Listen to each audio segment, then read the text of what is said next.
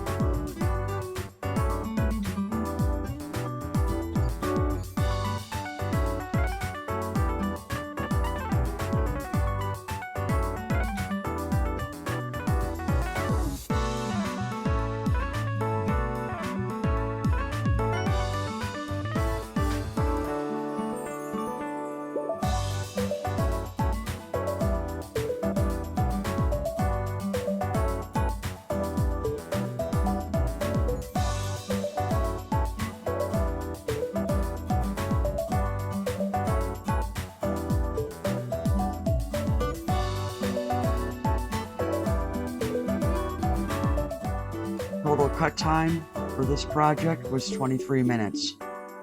I was astonished by how quick this went, how smooth it was, and yes, I was pleased. Taking the pieces out may look like it was a challenge, and it was, but the reality of it was that I didn't have small enough fingers to push everything through properly. And so when I grabbed a drill bit and pushed them through, it worked out beautiful. Everything came out just as it should. The pieces I was very happy with. I'm not going to do much sanding, if any. Are they perfect? Absolutely not. But they are far better than they were the last time I did this cut. I'm very happy with it. And I know the young lady that commissioned me to do this work is going to be thrilled with the pieces when she gets them. If you made it this far into the video, thank you so much for watching. It's so much appreciated.